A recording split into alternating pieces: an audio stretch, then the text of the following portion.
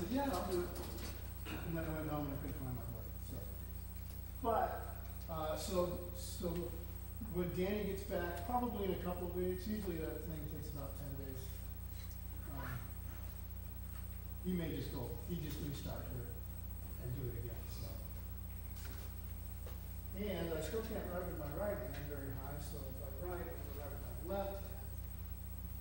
And if it looks like a sixth grader, that's probably gonna be as good as it gets. So, we're in 1 Corinthians 8. What's that? You use scribe. Yeah, well, and if I spell it wrong, it's really just my writing. So we're in 1 Corinthians chapter 8. 1 Corinthians, and this is a great book. When I made this series that takes a seventh grader through high school.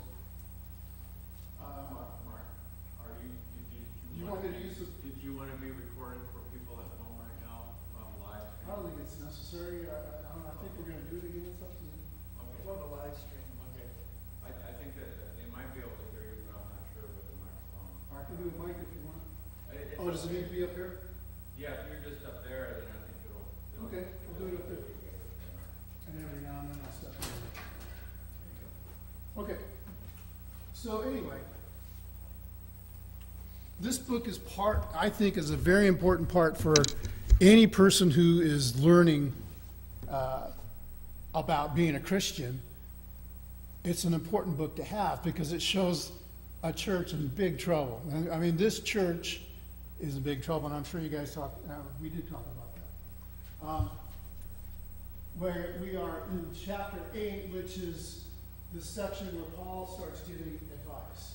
The first couple of sections, he talks about how immature they are. Chapters 1 through 4, he calls them carnal. He says, I came to you, I did all this stuff, but you've done all this, there's divisions among you. You're basically lifting up and praising these preachers, and there's basically preacher worship going on, these big issues that he's trying to stop.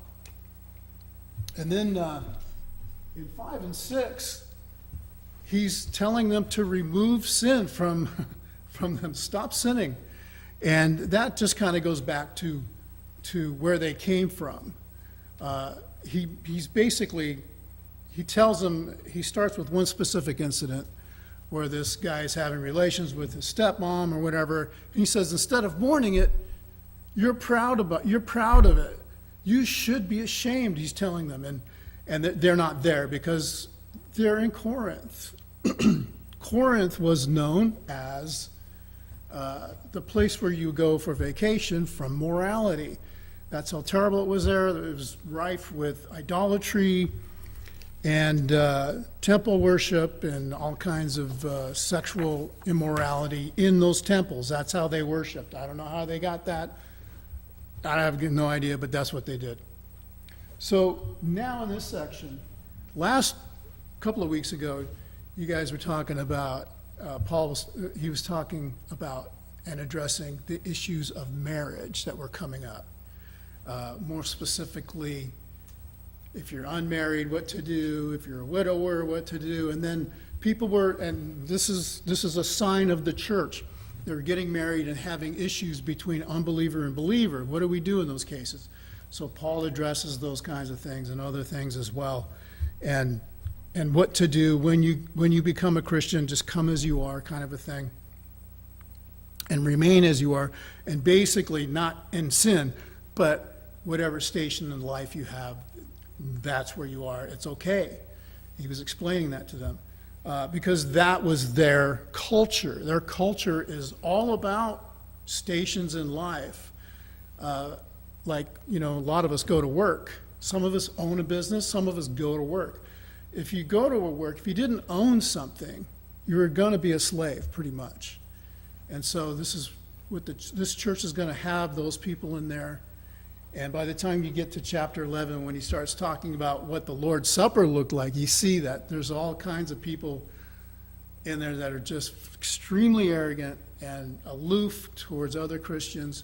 So I think the name of the book talks about being unified, the unification of the church. Unity of the body, that's what it is. There's the book right there. Unity of the body. So unity, and we're going to get into that today a little bit, is a symptom of a much bigger problem. And when you get to chapter 13, we'll talk about that. So, but not today. So chapter 8, I called this having knowledge versus having conscience. And this is his advice. He's in this advice stage of the book where he's trying to let them know how to act toward one another because they're not acting very well towards one another. So I'm going to go ahead and read through the chapter, and then I'm going to break it up the way I saw it. I'm going to grab this book really quick. I'm pretty sure.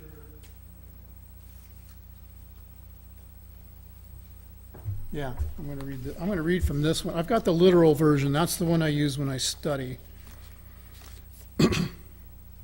So we have to kind of put ourselves in the church, right? We've come out of the world, some of us, out of all kinds of horrible worship practices, and so it's so bad that Paul's telling them you need to stop doing that. Stop your sexual sin, stop going to those temples, stop doing those kinds of things. And then, so now he's going to get to this point where he's talking about people who are newly converted versus other people who are not newly converted and who have knowledge. So there's this battle of knowledge and conscience. And he's saying, now, concerning food offered to idols, we know that all of us possess knowledge. This knowledge puffs up, but love builds up. If anyone imagines that he knows something, he does not yet know as he ought to know. But if anyone loves God, he is known by God.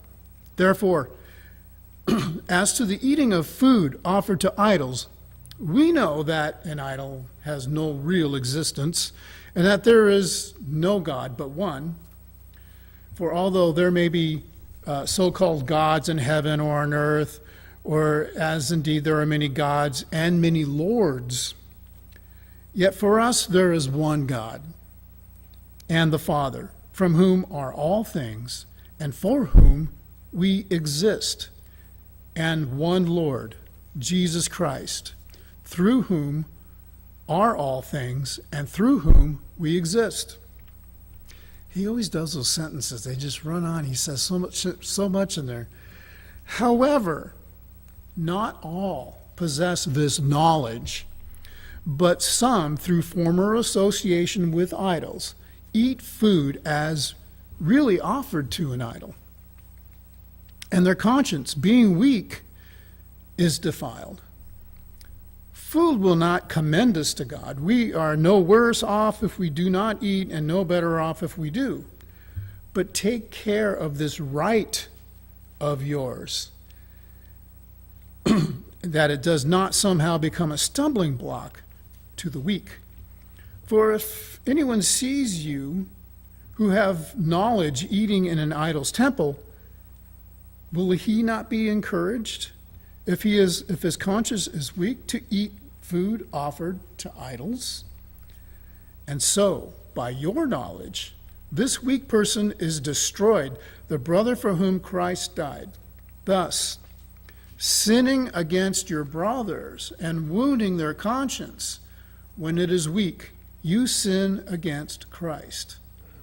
Therefore, if food makes my brother stumble, I will not eat meat, lest I make my brother stumble. All right, so we've probably covered this a trillion times, right? We talk about this all the time, and there's always a discussion about this, we'll get to this part, where, the weak Christian needs to figure it out. And sometimes that just never happens. So,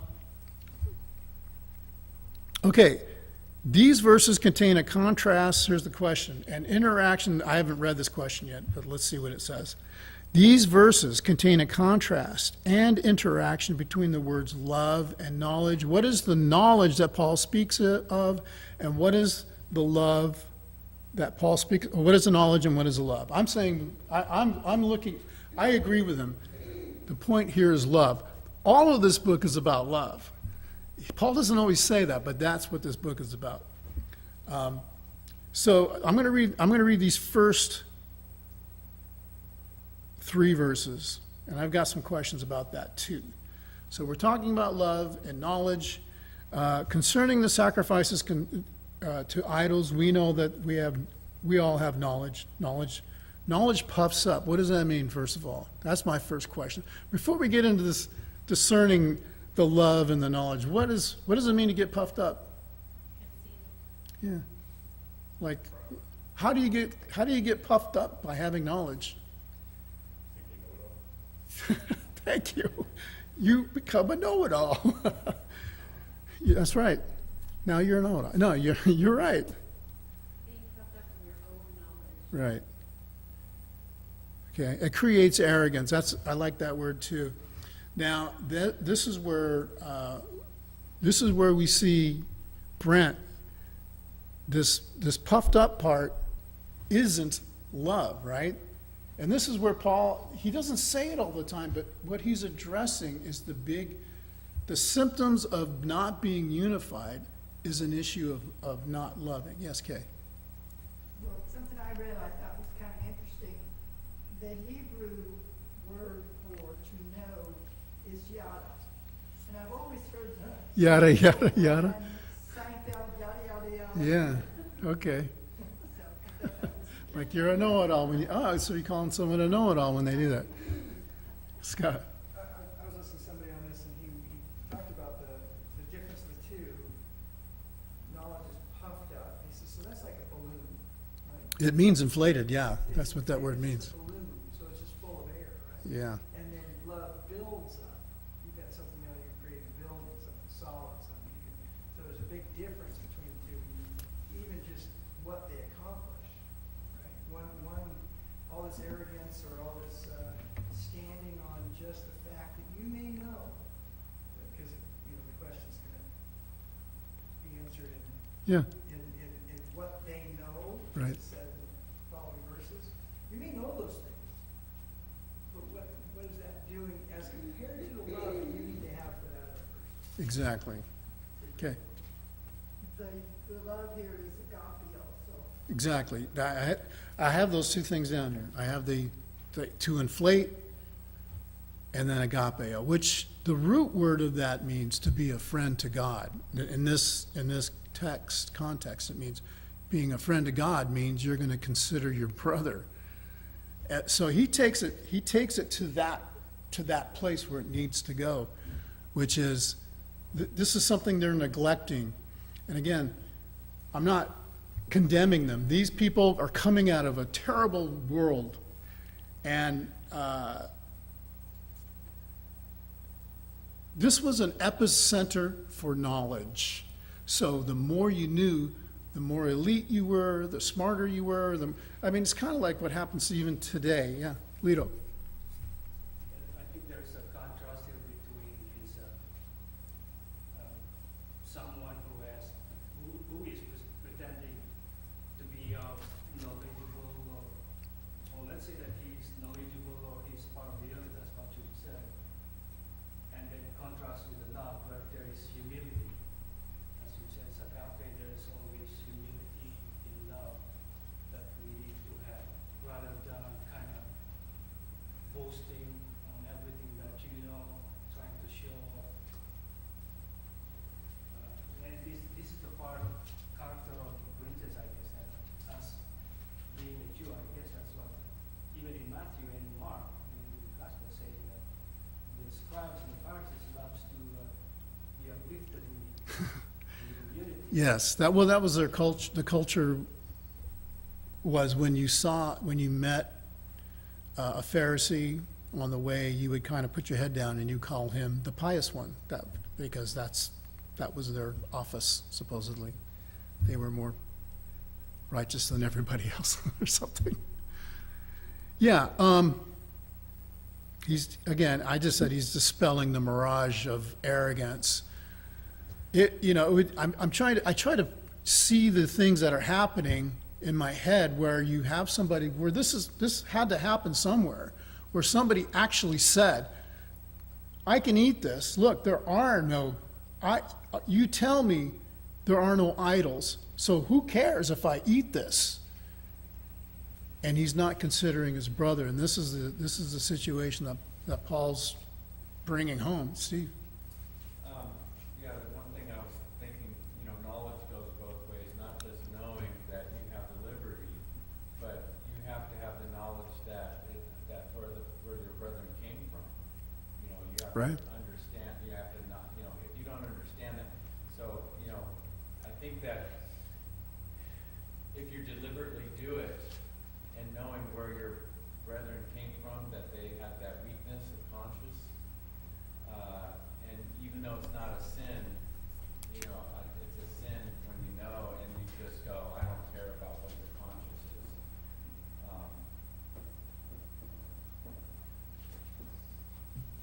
So if you're going to have some knowledge, maybe you should know your brother a little bit better. Is that what you're saying? Yeah, okay.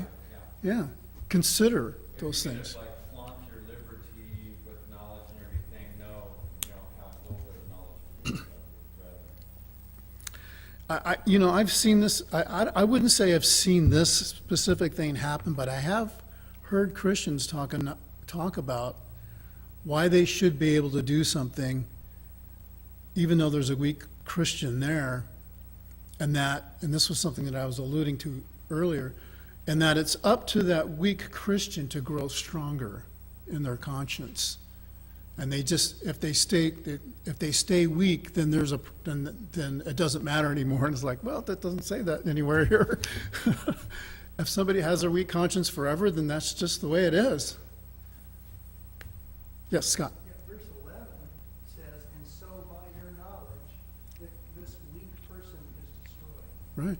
So, Well- if we stand on that knowledge, we could truly destroy Right. another soul. Well, how is he destroyed? I mean, right? He goes ahead and does it. Example. He goes ahead and does it. Yes. Don, I'm sorry. Oh, Steve. I was just gonna say, I think it's destroyed more when they know that the person has a weak conscience and they do it anyways. Yes. Well, yeah, and that's what he's saying. So, why is it why is it a sin when the other guy does it? How do you define the weak conscience though? Because one person thinks it's okay and the other one thinks it's not. And, Yeah. you get, I won't say different strengths between one Christian and another, it's just that someone does not want to eat food up to an idol, and another one who thinks it's perfectly fine. To me, that's the contrast deal. Yeah. I know Paul says that, Yeah. that person is weaker, but you there's some people in the church that believe that, drinking in your home's okay, but drinking in public is not. You got issues like that. Right. Or gray, we can call it gray area, but there is no gray areas in Christianity. Another point is that, one Christian might think it's okay to divide a church into a four-part harmony when all the Bible says that we're supposed to do is sing and make melody in our heart to the Lord. Right, well, just as one big congregation, that's how we're supposed to sing and not divide the sopranos and the altos and, we're not supposed to be a choir. So, when I ask the question, how do you define someone that's weak?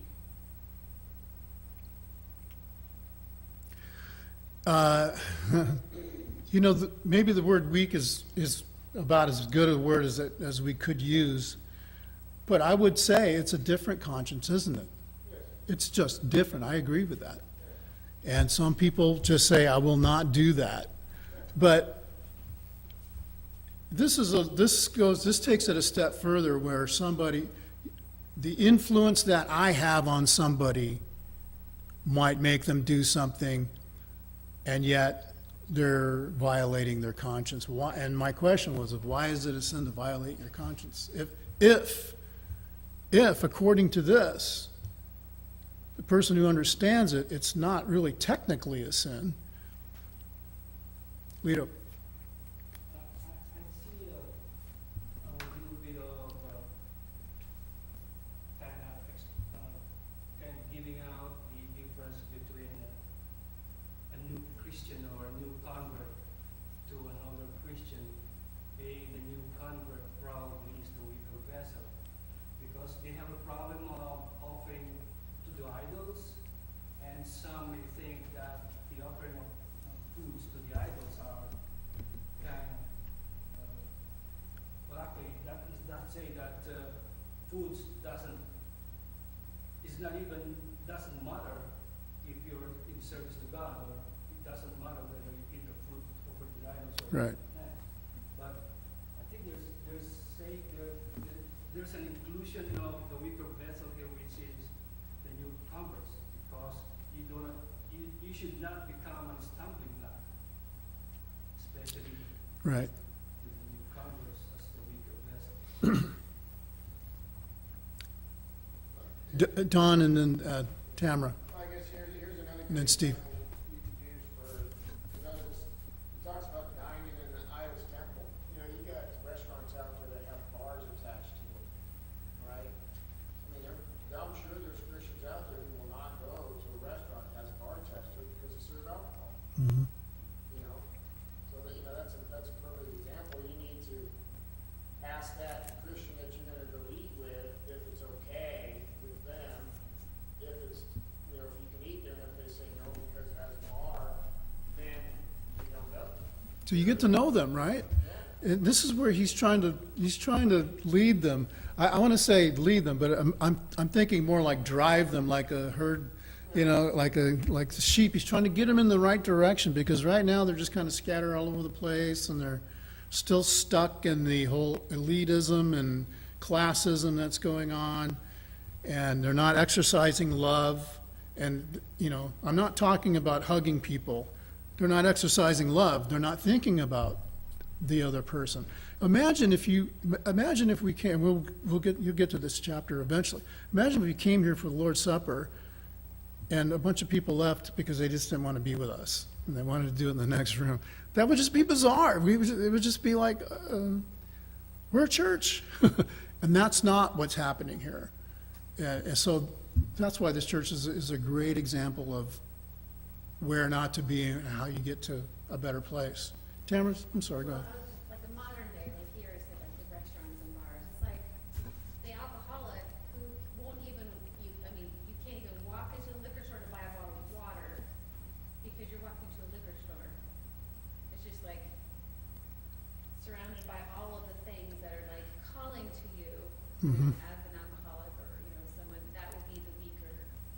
And then, but really like in verse 9, but take care that this right of yours, yes, I have a right to walk into that store and buy a soda, water bottle. But take care that this right of yours does not somehow become a stumbling block to the weak. For if anyone sees you who have knowledge of eating and, just sees you doing this, they don't know what you're buying. It could cut, oh, wow, what's happening? I mean, I know Right. it's hard, and there are so many places now, like grocery stores now have alcohol. Right. We Right, can't that's a be very- protected on everything. That's a very important point for everybody, because we live in a country where we kind of hang our existence on our rights and that sort of thing. And what's Paul saying about it? He's saying you need to temper that thing that you call rights in this instance. Steve, and then Kay. So these rights and liberties, it's not a sin to do it because you have the knowledge and you understand that Right. it's not. But it is a sin when you, make a stumbling block for someone. It says that here. That's right. So, the way I kind of look at it is, that verse where it says, when you know the good you ought to do and you don't do it, is sin. Right. That's I right. kind of think of that. And so, like, even though you're right, are you going to go argue with your brother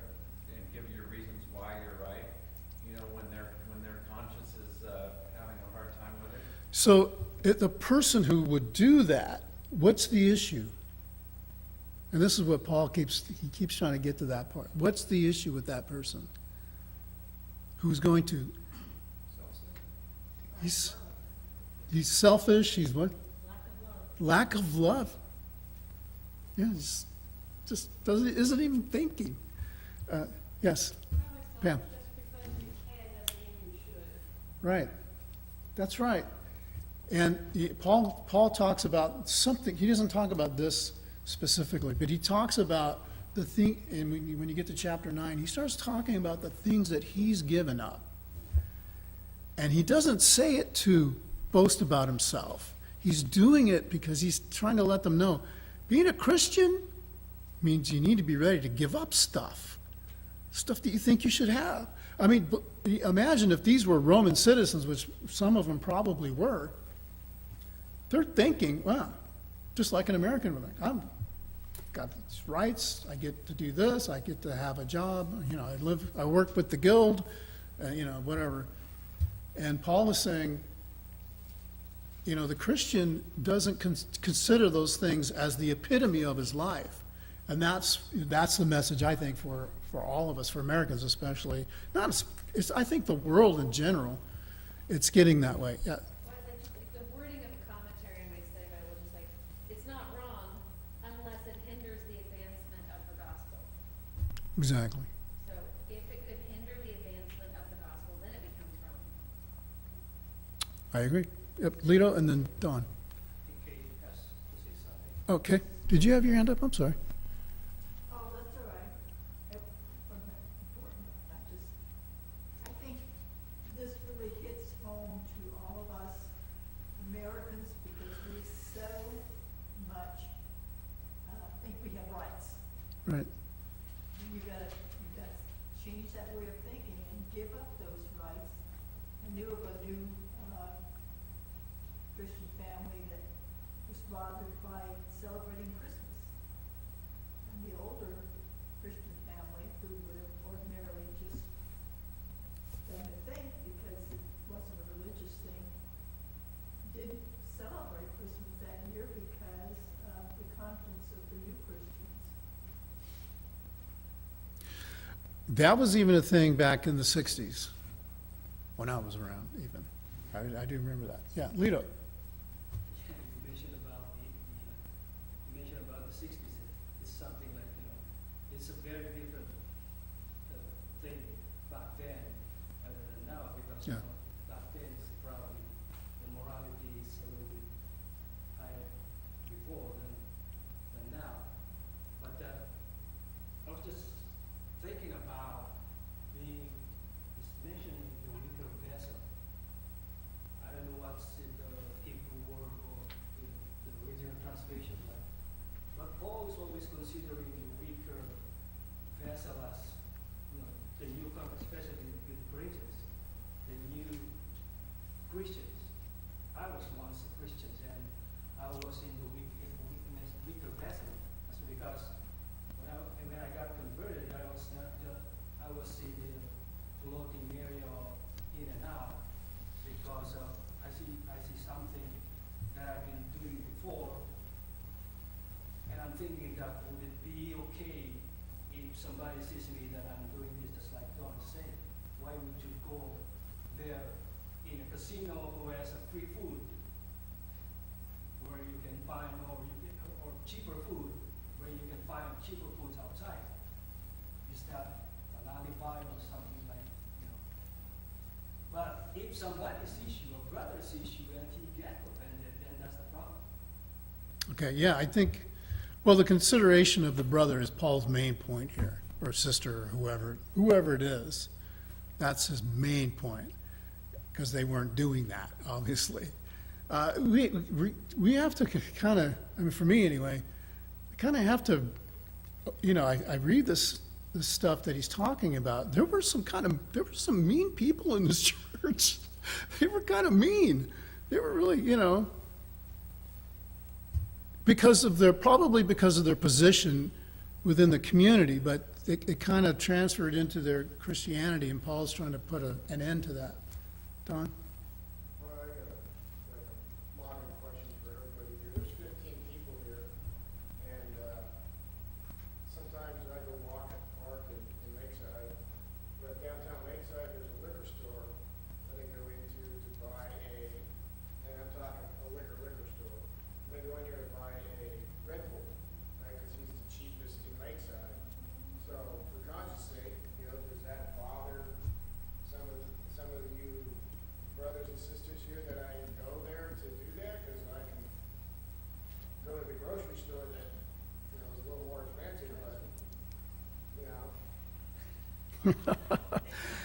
Well, I think this is a little more specific. I don't know that this is, I think every Christian needs to understand that they don't live their lives haphazardly. This is a specific situation, I think, where arrogance is getting in the way. Somebody knows better, but they're doing it blatantly anyway. And if you don't care, there's a big issue. And this is where he's getting to. This is where he's getting to. John. I think it's important to remember, we all live in the world, but not all of us are of the world. And, you live in the world, and in some places it's not going to be, sin's going to be there. There's places where you just can't avoid it. Like going to a store that sells this or whatever, it's going to be there. Sometimes you don't have the option of escaping that. But you got to remember not be of the world. Are you going to Right. go to that store and Right. see some liquor or whatever and be like, oh, let me get this with my Red Bull, You gotta think about living in the world, knowing those issues are around us. Right. And then being of the world. You gotta take part in that. Right. Okay, I think my time's up. But I just wanted to bring this, just one, I think I don't know, I think is it 10 till or quarter? Okay. Okay, I didn't get very far. We're only like the first 3 verses here. We kind of covered it all, but not. So I just wanted to, we did. There were some other things I wanted to bring up. I just wanted to say this, I just wanted to bring this part up about what we're kind of talking about, what you're talking about, which is, and this is something that happens in churches and things like that a lot, where people, and this is not this situation necessarily, but a lot of times, people who don't have knowledge want to have power in the church, and they want to leverage being offended against the church doing something specifically or somebody doing something. And I just wanted to bring that up because the word offended is something that people use a lot. Well, that offends me and we shouldn't do that. It's like, well, it's okay to do that, especially if it's a church setting and we know, the Church of Christ studies how to do church, right? We study how to practice worship. I wouldn't say ad nauseum. I'd say we're just really careful about it.